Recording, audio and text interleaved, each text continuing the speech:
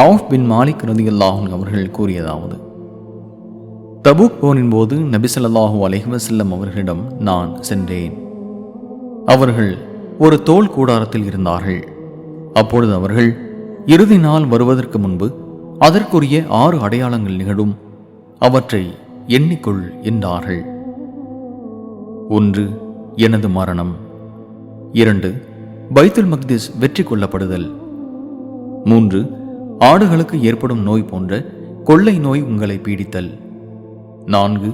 பிறகு செல்வம் பெருகி வழியும், எந்த அளவுக்கென்றால் ஒருவருக்கு 100 பொற்காசுகள் கொடுக்கப்பட்ட பின்பும் அதனை அற்பமாக கருதி அவர் அதிருப்தியுடன் இருப்பார். 5. பிறகு தீமை ஒன்று தோன்றும், அரபுகளின் வீடுகளில் அது நுழையாத வீடு எதுவும் இருக்காது. 6. பிறகு உங்களுக்கும் மஞ்சள் நிறத்தாருக்கும் இடையே சமாதான ஒப்பந்தம் ஒன்று ஏற்படும். அவர்கள் மோசடி செய்து விடுவார்கள். பிறகு உங்களை எதிர்த்து போரிடுவதற்காக 80 கொடிகளின் கீழ் அவர்கள் வருவார்கள். ஒவ்வொரு கொடிக்கு கீழும் 12,000 போர் வீரர்கள் இருப்பார்கள்.